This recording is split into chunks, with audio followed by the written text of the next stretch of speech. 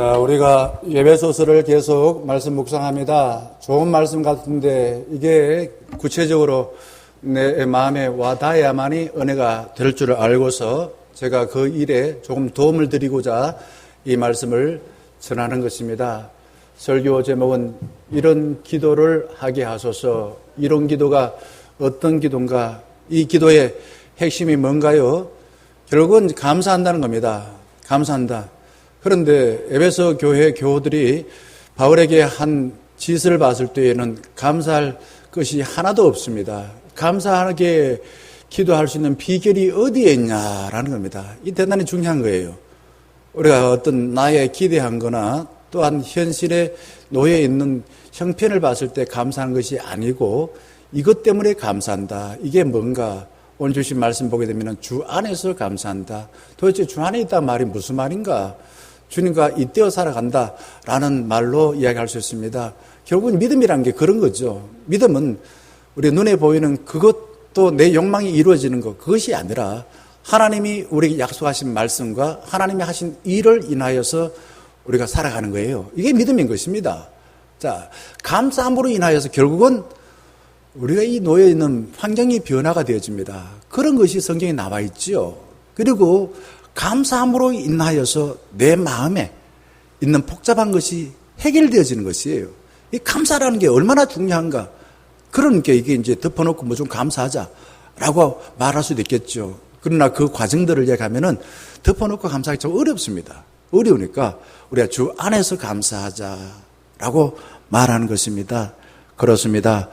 우리는 주로 이제 괴로워하고 힘들어하는 이유가 어디 있습니까?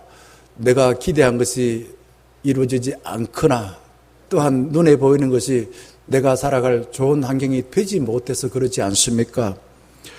우리 인간은 이런 눈에 보이는 환경이나 또 내 자신의 욕망을 내려놓기가 쉽지 않습니다. 그것에서 자유하기가 쉽지 않아요.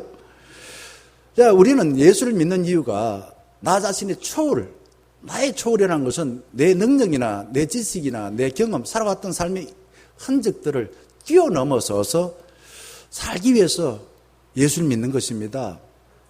결국 이를 달리 말하면은 내 자신을 초월하여 하나님이 하신 일에 참여하여서 내가 더 풍요롭게 살기 위해서 예수를 믿는 것이지요. 단순하게 뭐 저주받지 않기 위해서, 뭐 천당하기 위해서 이 정도가 아니고 그걸 좀 더 구체적으로 얘기하면 그렇다라는 겁니다.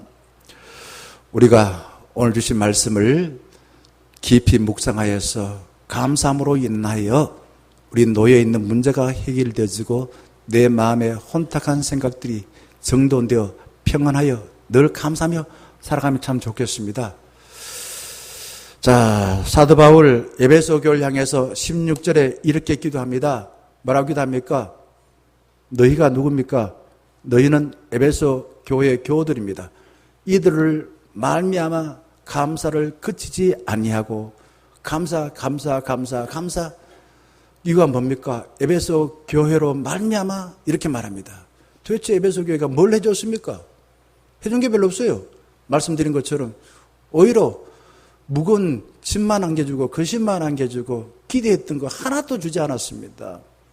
하나 주지 않고 오히려 내부적으로 유대인과 그리고 헬라파 기독교인들이 서로 싸우고 그런 거죠. 성령이 하나 되지 아니하고 오히려 서로 싸우고 있었다 이거죠. 그러니 바울에게 기쁨을 준 게 하나도 없었습니다. 그러나 그 너머에 하나님의 계획하심이 있는 것이요. 그 하나님 뜻을 알고서 에베소 교회를 생각할 때마다 너로 인하여 감사한다라는 겁니다. 이거를 우리말로 말하면은 네 한 짓으로 인하여서 감사한 게 아니라 하나님이 너를 통해서 계획하신 일, 때로는 실패하고 때로는 내 마음에 힘들 무거운 짐을 안겨다 줬지만 그것도 인생이라 생각하고 함께 해결하러 하니 감사합니다. 이렇게 이해할 수 있겠죠. 그죠?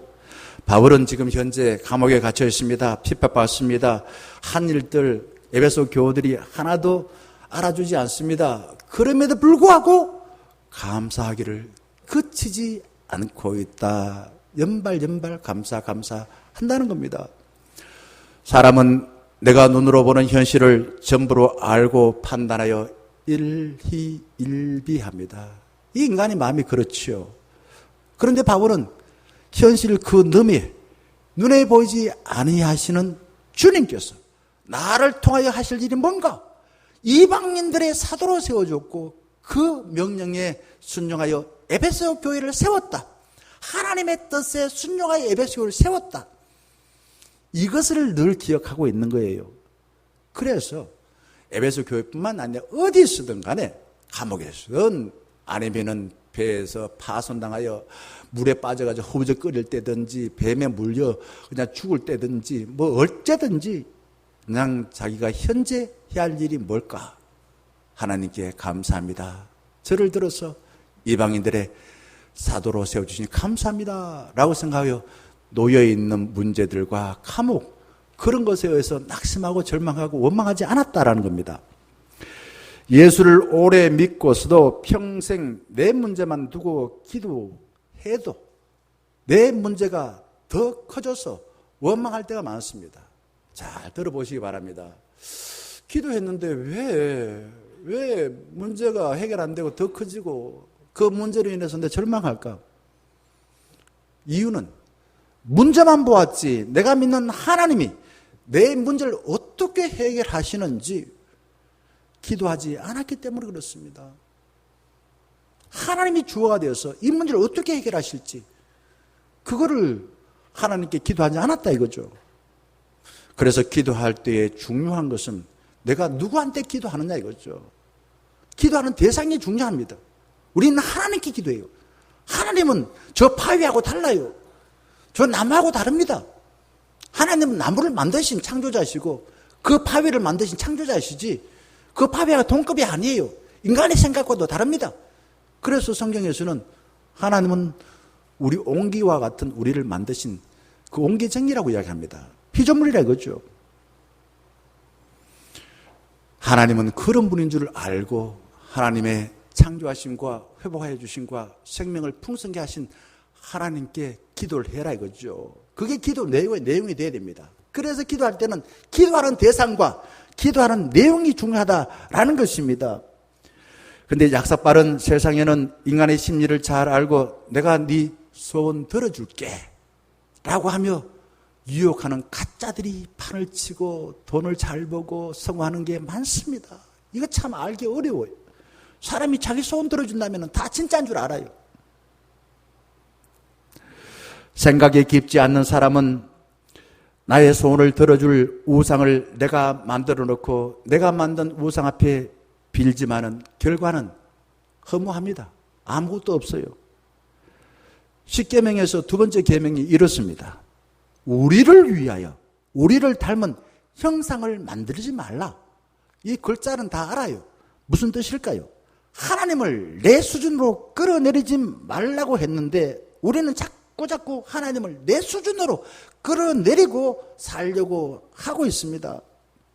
성경을 통해서 드러난 하나님의 약속과 하나님이 하신 일을 알고 믿음을 갖고 확신하고 받아들여서 나에게도 그 말씀이 이루어질 줄 믿고서 살아가는 것이 그게 믿음 생활이고, 그러면은 결국은 하나님이 나를 통해서 이런 일을 하기를 원하셨구나, 문제가 있을 때는 이렇게 해결하기를 원하셨구나, 그래 이 문제를 해결해 주신 하나님 감사합니다, 찬양합니다, 이렇게 된다는 겁니다. 사도 바울이 에베소 교회에 편지를 쓰면서 끊임없이 감사 기도를 하고 있습니다. 사도 바울과 에베소 교회는 어떤 관계인가 잠시 한번 설명드려 보겠습니다. 에베소 교회는요, 바울이 세운 교회입니다. 열심히 가르쳤습니다. 그리고 헤어지면서 장로들에게 사도행전 20장 29절 보게 되면 이렇게 말합니다. 이리가 양떼를 괴롭히지 못하게 하라. 제발 장로들이여, 내가 떠나고 나면 이리들이 너희 양과 같은 너희들을 괴롭게 하고 힘들게 할 겁니다. 그러지 못하게 해주세요. 간곡하게 당부하고 있습니다. 그리고 36절 보게 되면 바울이 무릎을 꿇고 기도합니다. 무릎을 꿇고 기도해요. 얼마나 교회를 사랑했으면요, 정말 내 자식같이 사랑했으면 무릎을 꿇고 기도합니다. 자식 앞에 무릎 꿇기 쉽지는 않습니다만은 자식 앞에도 무릎을 꿇을 수 있는 부모가 되어야 됩니다. 내가 잘못했으면 무릎을 꿇어야죠. 왜? 사랑하니까 그래요. 하나님을 사랑하기 때문에 우리는 하나님 앞에 무릎을 꿇지 않습니까? 사도 바울은 에베소 교회를 너무나 사랑했습니다. 그러나 자기가 기대한 건 하나도 이루어지지 않았어요. 그럼에도 불구하고 하나님의 뜻이 있기에 하나님의 뜻을 알고서 제발 내 떠나고 난 뒤에 이리들이 당신들을 해치지 못하도록 해주세요. 장로들에게 당부하면서 무릎을 꿇습니다. 그러자 장로들이 어떻게 합니까? 37절 보게 되면은 다 크게 어떻게 했다고요? 그 마음이 전달된 거예요. 알겠습니다. 사도 바울 알겠습니다. 당신이 우리 교회를 얼마나 사랑하는지, 하나님 뜻이 얼마나 깊은지 알겠습니다. 크게 울며 바울의 목을 안고 입을 맞추고 이렇게 헤어졌습니다. 정말 이 장면을 한번 영화의 한 장면을 생각해 보세요. 그 헤어지는 장면이요, 정말 이게 보통 일이 아닙니다. 헤어지기 힘들어요. 세월이 흘렀습니다. 바울이 감옥에 갇혀서 에베소 교회의 소식을 듣게 되었습니다. 어떤 소식을 듣게 되었겠습니까? 에베소 교회 현재 유다파 기독교인과 헬라파 기독교인이 싸우고 있어요. 처음에는 안 그랬어요. 주의 은혜에 기뻐하면서 서로가 서로를 위로하고 배려하고 축복하는 삶을 살았는데 조금 세월 지나서 보니 교회에서 지가 주인 되고 지가 더 인정받기 위해서 상대방을 무시하고 그러다 보니 서로 다투었어요. 이런 소문을 들었습니다. 그럼에도 불구하고 사도 바울은 15절과 16절에 이렇게 감사 기도하고 있습니다. 주 안에서 너희 믿음과 모든 성도를 향한 사랑을 나도 듣고 내가 기도할 때 기억하고 너희로 말미암아 감사하기를 그치지 아니하고.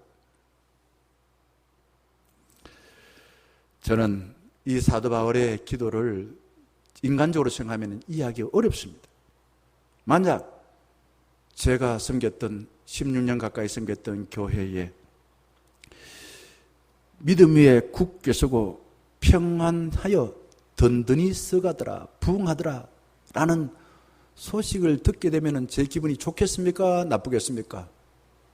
기분이 좋아요. 제가 목사하고 다른 목사가 그 교회를 목회하지만은 그 소식을 들을 때 기분 좋습니다. 그런데 반대가 되어져서 거기에 남아있는 지도자들이 이때다 싶어서 서로가 지가 주인 되기 위하여 자리 다툼을 하고 교회가 둘로 갈라졌습니다. 이런 이야기 들으면은 제가 그 담임 목사가 아니지만 마음이 괴로울 겁니다.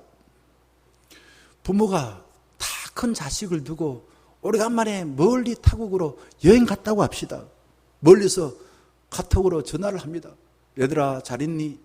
라고 전화를 했는데 그냥 작은 놈이 말합니다. 형님이 나한테 자꾸만 때립니다. 먹을 것도 안 줍니다. 그리고 형은 또 동생 말 안 듣는다고 막 그렇게 일러봤죠. 그러면 멀리서 여행하는 이 아버지, 엄마의 마음이 어떠하겠습니까? 바울은 15절에서 주 안에서 16절에서 기도할 때마다 감사하기를 그치지 아니하고 라고 합니다. 바울은 자신의 처지와 상대방의 반응이나 자기 소원했던 대로 그 사람이 이루어지지 않음에도 불구하고 하나님께서 그에게 뜻하신 바가 있고 그래서 교회를 세웠다는 것을 알았기 때문에 감사한 것입니다. 에베소 교회가 하나님의 뜻인 주 안에 있었기 때문에 이거는 바울의 고백이에요. 바울의 믿음인 거예요. 주 안에 있었기 때문에 하나님께 감사할 수가 있었습니다. 그런데 우리는 어떻게 합니까? 내 소원 들어주기만 하면은 나무이든 돈이든 사람이든 바위든 막론하고 하나님이야 내 소원 들어줬어. 내가 그에게 모든 걸 다 바치고 나는 그를 위해서 영원히 충성하며 살겠어. 이렇게 생각하며 살 때가 많습니다. 내가 만들어 놓은 신에게 물건을 돈 주고 흥정하듯이 내 소원 들어주면 얼마 주겠노라 라고 흥정하지요. 우리 한참 구슬합니다. 나는 구슬합니다. 그러면은 보통 구다는 그 무당이 와서 이야기합니다. 이 집에 큰 문제가 있는데 우환이 큰데 정성이 부족합니다. 정성이 부족한다 하면은 500만 냈던 것을 그 다음 1000만 올립니다. 그래도 정성이 부족합니다. 그러면은 1500만 냅니다. 뭐 하는 겁니까? 흥정하는 거예요. 물건의 가치를 자꾸 올리듯이. 내가 문제를 해결해주고 네 소원한 걸 들어줄 테니 돈 많이 내라는 겁니다. 이게 세상의 방식이고 이게 미신을 믿는 사람들의 모습이에요. 우리가 예수를 믿으면서도 이렇게 믿을 때가 있습니다. 내가 교회에다 돈을 얼마나 바칠 때니 목사님 제 소원 들어주세요. 내가 교회를 하나 세워줄 테니 내 소원 들어주세요. 내 소원 안 들어주면은 나 다른 교회 갑니다. 목회를 하다 보면은 제가 이전 교회에서도 별별 사람이 다 오더라고요. 때론 내가 원하는 소원 하나님께서 안 들어줘가지고 더 좋을 때가 많습니다. 내 손 들어주는 것이 내가 좋다고 생각되지만은 세월이 지나서 보니까 안 들어주어서 오히려 그것 때문에 내가 더 잘 되는 경우들이 많아요. 그러니 하나님께서는 우리의 필요를 주지 내 소원하는 걸 다 들어주지는 않습니다. 마치 감기 걸려서 기침 콜록콜록 하는데 하나님 아이스크림 주세요. 아이스크림 안 주면 나는 교회 안 나와요. 하나님 아이스크림 줘야 좋은 하나님입니까? 안 줘야 좋은 하나님입니까? 어린 자녀가 무조건 떼쓰는 것을 보면서 도대체 하나님은 뜻이 뭘까? 하나님 뜻이 뭘까? 필요 없는 소원이 도대체 뭘고 필요한 소원이 뭘까? 생각을 해봅니다. 오늘 두 분 다 안 오셨는데 유 권사님이 왜 안 오신지 모르겠습니다만은 한 2주 전이죠. 딸 혜지 사모가 코로나로 인해서 목사님 16년 전에 병이 재발되었습니다 라고 말씀드립니다. 그러면서 이렇게 덧붙였습니다. 목사님 그래도 늘 치료하던 서울의 병원에 입원하여 치료하게 되어서 어떠하다고요? 감사합니다. 또 말씀합니다. 더 이상 진행되지 않고 재활을 할 수 있어서 감사합니다. 그 짧은 시간에 감사를 이야기해요. 하나님 목사님 어쩌죠 내가 열심히 기도하고 나는 교회도 열심히 헌금도 하고 그랬는데 우리 딸이 이 모양 되었어요. 이렇게 말하지 않았어요. 박경화 권사님 항암 치료를 일치하고 난 뒤에 몸에 변화가 왔습니다. 전화드리니까 목사님 제가 예쁜 모자 하나 사러 왔습니다 라고 말하고서는 지난주일에 예쁜 모자를 쓰시고 교회 예배에 나오셨습니다. 쉽지 않은 일이에요. 그러면서 권사님이 하시는 말씀이 목사님 그래도 수술하고 치료받을 수 있을 때에 병을 발견하게 되어서 감사합니다 라고 말씀하시더라고요. 바울이 기도할 때 하나님에게 관심을 두고 능력 자체를 하나님께 두었습니다. 내가 원하는 건 알아주면은 하나님 교회 안 나와요. 그러지 않았습니다. 하나님의 뜻과 하나님의 능력이 있음을 알고서 그 하나님의 마음에 감동하여서 감사한 거예요. 바울은 태초에 하나님이 자신을 이방인의 사도로 선택하고 예정한 것을 확인했습니다. 누가요? 하나님이요. 무엇을 위해요? 자신을 이방인을 위한 사도로 세웠다는 자부심을 가지고 살았습니다. 내가 얻어맞아 좋아. 나는 이방인 사도야. 나는 배가 파산당해서 물에 빠져 죽어도 좋아. 나는 이방인 사도야. 나는 태장에 맞아 좋아. 나는 이방인 사도야. 나는 50에 하나 40에 하나 감하는 매를 5번 맞아 좋아. 나는 이방인 사도야. 나는 감옥에 갇혀 좋아. 나는 이방인 사도야. 이런 겁니다.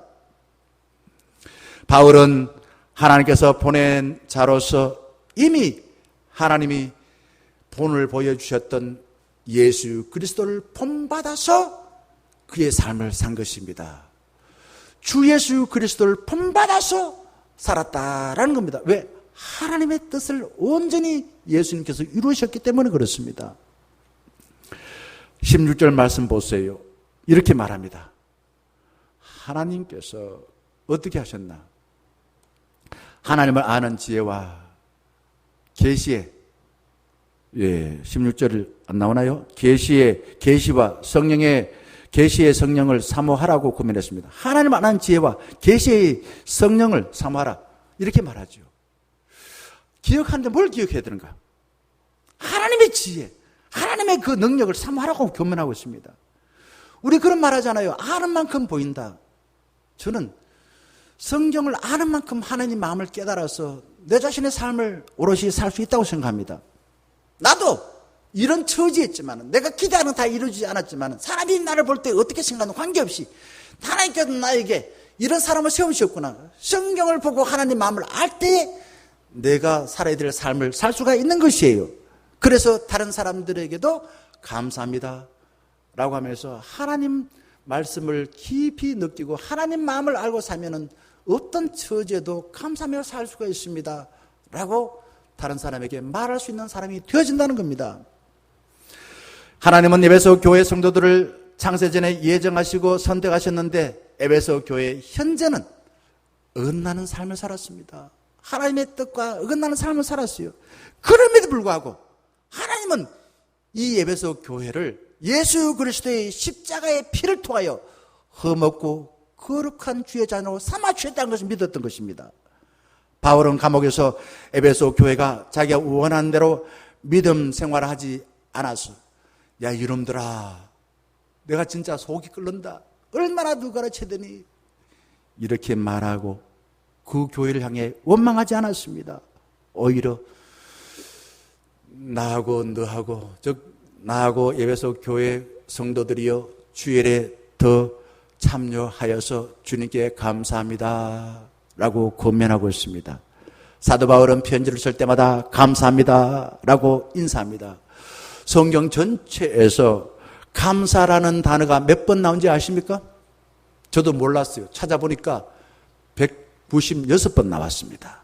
그 중에서 구약에서는 132번 나오는데 시편에 60번 나오고 그리고 이 성경의 구약의 성경 가운데에서 가장 감사를 많이 말한 사람은 다윗이었습니다. 다윗이 몇 번 감사했냐면은 77 행운의 숫자 70번 감사를 말했습니다.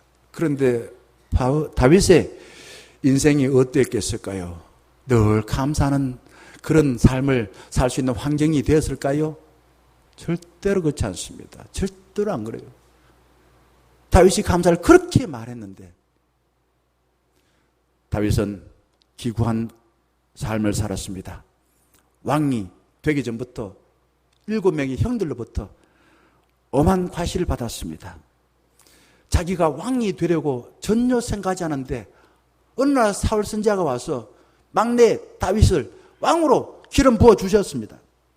그 뒤 사울 왕이 말입니다. 이 다윗이 아직 왕이 안 된다 불구하고 다윗을 시기하여서 끊임없이 죽이려고 합니다. 다윗은 언양 사울의 죽음에서 피하기 위하여 블레셋에서 도망치고 때로는 미친 척하면서 목숨을 구걸하였습니다. 아들 압살롬이 반란을 일으켜서 아버지를 그냥 쫓겨나게 했습니다. 도망칠 때에 신하들이 그 다윗 왕을 저주하였습니다. 다윗은 비참하고 억울하게 거지없었는데 불구하고 감사를 그치지 않고 계속하였습니다.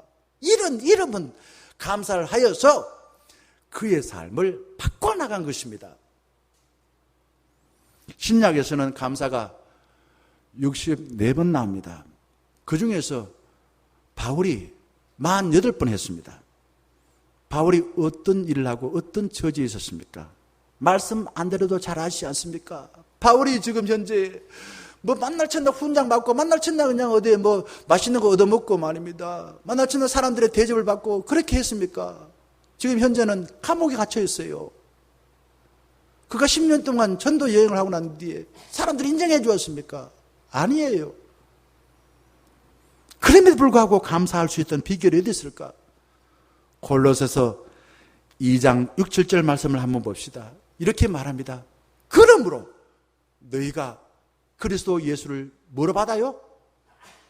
주로 받았으니 그 안에서 행하되 예수 그리스도를 주로 받았다요. 그리고 예수 안에서 행했다. 말하고 행동했다 이거죠. 이거를 나무에 비유합니다. 그 안에 뿌리를 박으며 세움을 받아 교훈을 받은 대로 믿음에 굳게 서서 뭘 넘치게 하랍니까? 뭘 넘치게 하랍니까? 감사를 넘치게.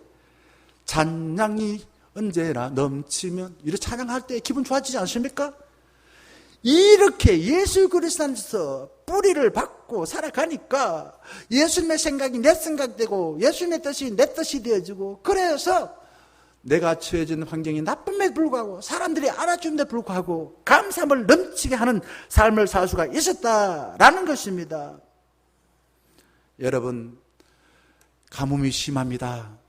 그런데도 나무들이 말라 죽지 아니하고 싱싱하게 자라가는 비결이 어디에 있을까요? 그냥 비가 와서 물을 받아 먹는 그게 아니라 저 땅속 깊은 곳에 물을 받아들이는 그 나무들은 가뭄에도 결코 시들지 않지 않습니까? 바울은 아전수모와 고난을 당했으나 자신의 생각과 감정은 사람들의 인정에 자기 생각을 하고 판단하는 삶을 사는 것이 아니라 모든 생각, 모든 그 느낌을 예수 그리스도에게 두었습니다. 그래서 감사할 수가 있었다는 겁니다. 우리가 좋아하는 성경 많이 있습니다만은 그 중에서 시편 23편 말씀을 많은 사람이 좋아합니다. 뭐라고 합니까? 여호와는 나의 목자시니 내게 부족함이 없으리로다. 푸른 풀밭 물가 의의 길로 인도받고, 그 다음에 사망의 음침한 골짜기로 다닐지라도 해가 두렵지 아니하고, 그 다음에 원수의 목전에서 진수의 성찬으로 대접받고, 하나님이 임재하시는 집에서 영원히 살리로다 라고 합니다. 참 좋지요? 왜 좋아합니까? 부족함이 없대요. 그리고 푸른 풀밭 쉴 만한 물가로 인도해주신대요. 의의 길로 인도받는데요. 사망의 음침한 골짜기를 단자하더라도 해를 받지 않는데요. 원수의 목전에서 하나님이 우리에게 큰 잔치상을 차려주신다는 겁니다. 영원히 하나님이 임재하시는 그 전에 인도해 주신대요. 모두가 바라는 복입니다. 근데 이런 복을 받는 비결이 어디 있습니까? 이 복의 비결은 여기에 있습니다. 23장 1절 이렇게 시작합니다. 여호와는 나의 뭐라고요? 여호와는 나의 뭐라고요? 여호와를 목자로 삼기 때문에 모두가 부러워하는 복을 받는 것입니다. 하박국서 3장 말씀해 보게 되면 이것도 없고 저것도 없고 다 없어 나는 망해서 이겁니다. 무화과나무가 무성하지 아니하며 포도나무에 열매가 없으며 감람나무에 소출이 없으며 외양간에 양이 없고, 그 다음 뭡니까? 소가 없을지라도 이렇게 망했는데, 그럼에도 불구하고 내가 기뻐할 수 있고 감사할 수 있는 비결이 어디 있습니까? 18절에 있습니다. 어디에 있다고요? 18절 뭐라고 말하면, 나는 무엇으로 말미암아 기뻐한다고요? 여호와로 말미암아. 두 번이나 말합니다. 여호와로 말미암아 즐거워하며 나의 구원의 하나님으로 말미암아 기뻐하리라. 이게 믿음인 것입니다. 뿌리를 어디에 두고 있습니까? 내 생각을 어디에 두고 있습니까? 내 감정을 어디에 두고 있습니까? 사람들이 나를 바라보는 그 시선이 있습니까? 내 환경이 있습니까? 내 기대에 있습니까? 아닙니다. 나는 여호와로 말미암아, 나는 하나님으로 말미암아 즐거워하고 기뻐한다고 말하고 있습니다. 또 한번 보겠습니다. 예수님이 떡 5개와 물고기 2마리로 5,000명을 먹이고도 12강주리를 남겼던 비결이 어디에 있을까요? 우리는 주님 나한테 오셔서 이 먹을 것 오병이어 기적과 같이 나누면 나눌수록 풍성하는 은혜를 베풀어 주시옵소서, 그렇게 기도하지 않습니까? 저도 감사 기도할 때 그렇게 하고 식사 기도할 때 그렇게 기도해요. 또 우리 성도를 바라보며 그렇게 기도합니다. 하나님, 비록 하나님께서 또 세상에 주는 것이 적었지만 우리 성도님의 삶을 통해서 정말 하는 뜻대로 잘 살아가지고 많은 사람에게 나누고도 남을 수 있는 그런 복된 삶이 되게 해주세요 라고 그렇게 기도하지요. 자, 이렇게 5,000명, 장정 5,000명이 먹고도 남는 도시락은 도대체 어떤 도시락입니까? 겁나와라 뚝딱 하는 요술방망이 아니에요. 소년 하나 산 사람이 먹을 수 있는 도시락 하나입니다. 그런데 이거를 5,000명 장정이 먹고도 남고 12강준이나 모았다는 겁니다. 비결이 어디 있을까요? 도대체 어떻게 했길래? 예수님께서 떡을 가지사 어떻게 했습니까? 축사가 뭘까요? 축사는요, 소 키우는 그 우리가 축사가 아니고, 물론 그것도 축사입니다만 여기서 말하는 축사는 그런 의미 아닙니다. 떡을 가졌습니다. 그리고 하늘을 우러러서 하나님 감사합니다. 이 소년의 도시락을 주셔서 5,000명을 먹일 수 있도록 양식을 주셔서 감사합니다. 하나님께 미리 감사한 것은 하나님의 능력이 있기에 하나님께 감사하여 그 떡 5개와 물고기 2마리를 나눴을 때 놀라운 기적이 일어난 것입니다. 또 이스라엘 백성들이 요단강을 건널 때에 강물이 멈춰지고 난 뒤에 발을 내딛었을까요? 하나님 말씀에 순종하고 난 사이여서 발을 내딛고 난 뒤에 강물이 갈라졌을까요? 언제 강물이 갈라졌을까요? 여러분, 내 생각하고 달라요. 우리는 강물이 갈라지고 난 뒤에 발 디뎠다 생각합니다. 아닙니다. 강물이 막 흘러요. 그런데 하나님께서 법궤를 맨 제사장이 먼저 앞장 세워라. 믿음 좋다고 하는 제사장 먼저 앞장 세워라. 무슨 말입니까? 말씀에 의지해라 이거죠. 말씀에 의지하여서 그 말씀에 따라서 행동을 하게 될 때에 흐르는 강물이 멈춰졌습니다. 하나님의 말씀에 순종하여 발을 내디뎠을 때 강물이 갈라져서 물에 빠져주지 않고 물을 무사히 건널 수가 있었습니다. 세상 사람들은 네가 나한테 해줘야, 물건을 줘야 돈 주지, 조건부에 사고를 하며 살아갑니다. 내가 원하는 거 이뤄줘야, 하나님 좋은 환경 줘야 감사지요. 뭐 그냥 이 꼴로 살아가게 해놓고 뭐 감사라고요. 우리는 끊임없이 그런 생각에 빠져서 살아갑니다. 나를 잘 알아주지 않으면은, 목사님 나한테 눈길 한번 안 줬죠. 내가 사랑합니까 안 합니까? 나 짜증나요. 교회 다른 데 갈 거요. 우리는 끊임없이 그런 생각을 하고 살아갑니다. 기독교인들은 이런 조건부의 삶을 사는 것이 아니라 하나님께서 나에게 필요한 것을 주신 줄 믿고 먼저 감사해요. 그리고 나중에 기적이 일어나는 경험을 하는 것입니다. 먼저 뭐가 전제된다고요? 내가 주의 말씀을 믿고 하나님의 능력을 믿고 감사함으로 인하여 나에게 내가 기대한 기적이 일어나는 삶을 사는 것입니다. 내가 원하는 소원 이루어져 가지고 기뻐하지 않는 사람은 문제가 있는 사람입니다. 그런 사람들은 마음이 뭔가 아픈 사람이에요. 하늘을 찌르는 욕망을 채워줄 하나님은 없습니다. 내가 필요 없는 욕망까지 하나님께서 채워주지 않습니다. 왜? 필요 없는 게 이루어지면 나한테 몸이나 마음이 병들어요. 하나님 필요한 것만 채워주십니다. 사람들은 불나방이 되어서 죽는 줄도 모르고 그냥 내한테 그냥 밝은 불만 비치면 불나방은 그게 내 살길 알고 부딪힙니다. 차에 그냥 부딪힙니다. 여름에 헤드라이트 그냥 켜고서 달리면 불나방들이 부딪혀가지고 막 죽어요. 제가 그랬는지 안 그랬는지 모르겠습니다. 불나방이 그게 막 달려들어요. 죽어요. 사람들은 그렇습니다. 내 소원 이만희가 이루어진다. 우리한테 그냥 달콤한 유혹을 하면서 우리 교회에 오라. 이 신천지 오면은 내가 너희를 정말 세상에 누구보다도 사랑하겠노라. 너를 쉽게 구원하고 하늘나라 가는 것을 가르쳐 주겠다. 라고 하니까 거기다 대고 영혼을 바치는 사람들이 있습니다. 무당이든 이 말이든 관계없어요. 내 소원만 이루어지면 된다는 거예요. 믿지 않는 사람들은 내 소만 이루어지면 뭐든지 다 좋아해서 내 영혼을 다 바칩니다. 그러나 우리 중년 가족들은 다르리라 믿습니다. 내가 원하는 대로 내 자녀나 내 몸이나 내 경제가 되지 않더라도 눈을 들어서 하나님이 하신 일을 바라보시고 주의 일에 참여하게 된 것, 나 같은 사람을 주의 일에 참여시켜 주셨군요. 감사합니다. 그리고 난 뒤에 하나님께서 우리에게 기적이 일어나는 놀라운 은총을 베풀어 주는 것을 경험하는 것이 우리 중년 가족들이라고 생각되어집니다. 믿음의 기도는요, 기적 뒤에 감사하는 것이 아니라 감사하여 기적을 낳는 것입니다.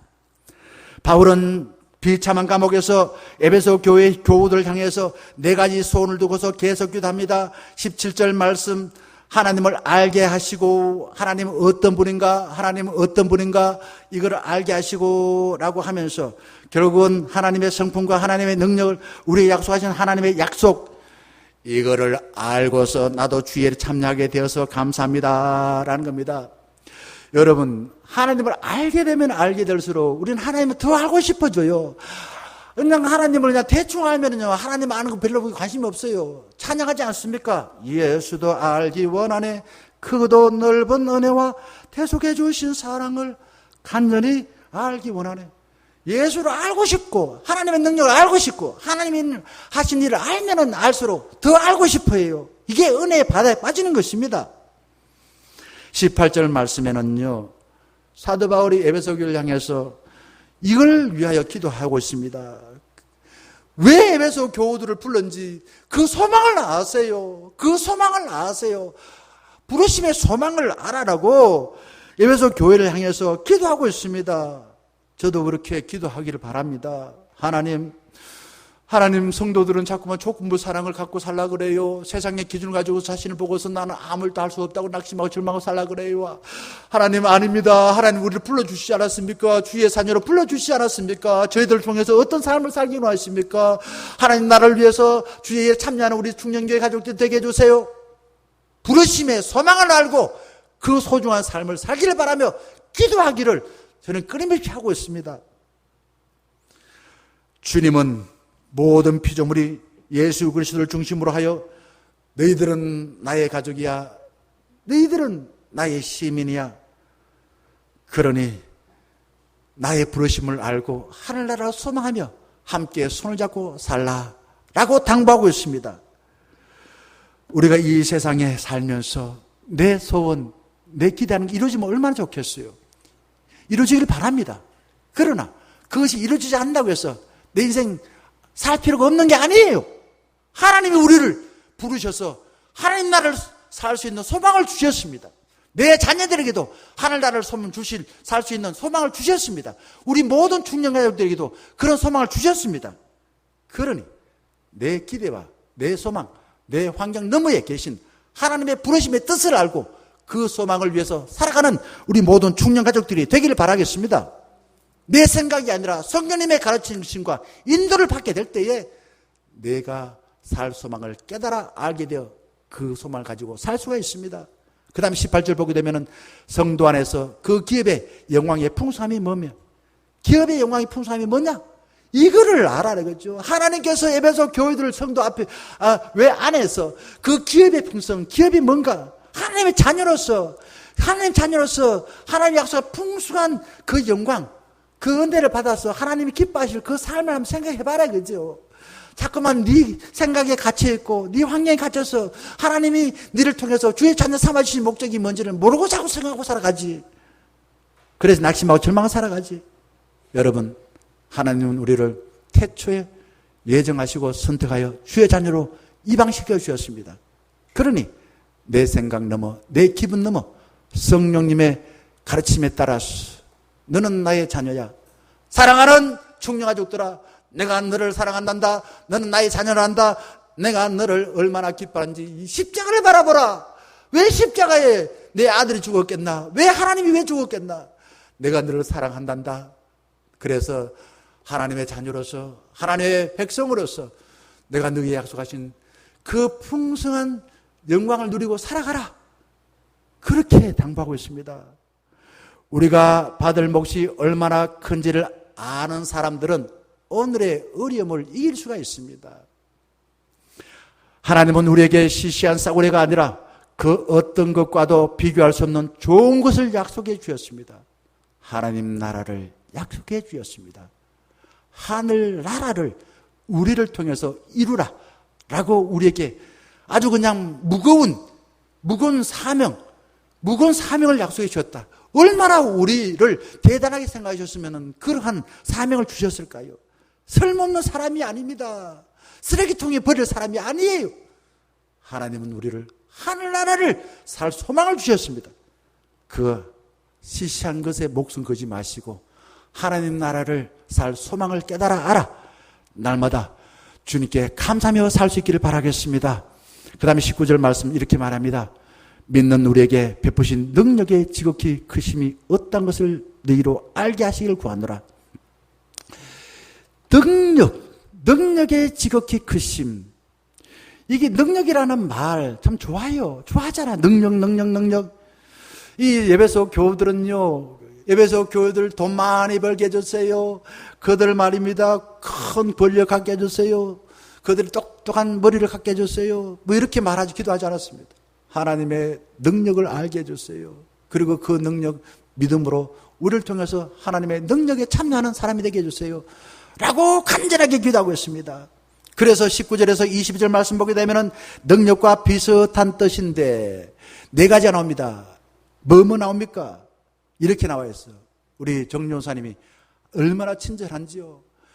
능력과 똑같은 단어입니다. 역사심, 위력, 능력, 힘 다 똑같은, 헬라어로는 다 똑같습니다. 우리나라 한글로 표현은 좀 달리 했습니다. 그런데 조금 다른 의미라서 제가 설명을 한번 드려볼게요. 힘이란 건 이런 겁니다. 하나님의 뜻을 나타내어서 이룰 능력입니다. 그 다음에 위력이 뭘까? 위력은 하나님의 그 뜻을 펼치는데 앞에 놓이는 장애물들 그거 다 문제 없어.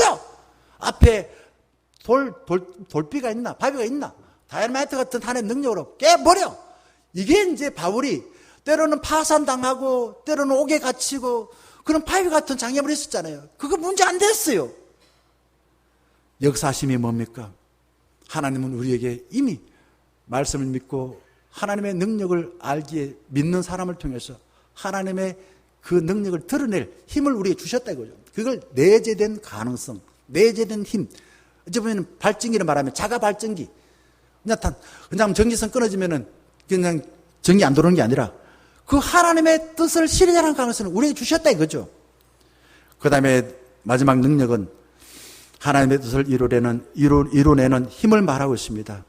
여러분, 예수 그리스도를 통해서 하나님의 이 능력 네 가지가 이미 충분히 나타나셨고 하나님의 능력에 참여해서 예수 그리스도가 그 삶을 온전히 살았습니다.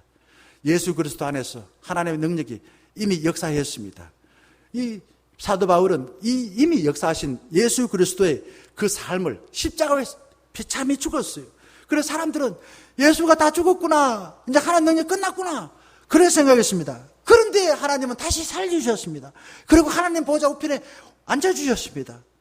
그리고는 모든 피조물들이 예수 그리스도 앞에 자발적으로 무릎을 꿇고 예수님이, 십자가에 지신 예수님이 무능한 분이 아니야, 하나님이셔서 세상을 만드신 분이셔서 우리가 살 지혜를 다 주신 분이야, 하나님의 그 능력을, 지혜를 예수 그리스도 앞에 경험하고 그분 앞에 무릎을 꿇었던 것입니다. 하나님은 크고 위대하신 능력으로 죄와 허물로 죽은 우리를 다시 살려주셨고 우리를 하나님 보좌의 우편에 앉아주신다라는 것을 예수 그리스도의 삶을 통해서 이미 예수의 삶을 통해서 우리에게 약속하여 보여주셨습니다. 예수님의 부활과 성천은 하나님이 모든 피조물의 주인이셔, 모든 피조물의 구인자이셔, 모든 피조물을 통치하시는 통치자셔 라는 것을 증거하는 사건인 것입니다. 사랑하는 중녀가족 여러분, 나의 소원을 들어주면 무엇이든 좋고 썩은 고기를 먹으려고 여기저기 기웃거리며 방황하는 삶을 끝장내시고 삼나 만상을 창조하시고 우리를 죄에서 건져서 지금 여기에서 우리도 하나님의 뜻을 펼칠 수 있다고 확신하시고 받아들여서 먼저 감사하여 나중에 하나님의 약속하신 기적을 경험하는 중년가족들 되기를 주의 이름으로 간절히 축원합니다.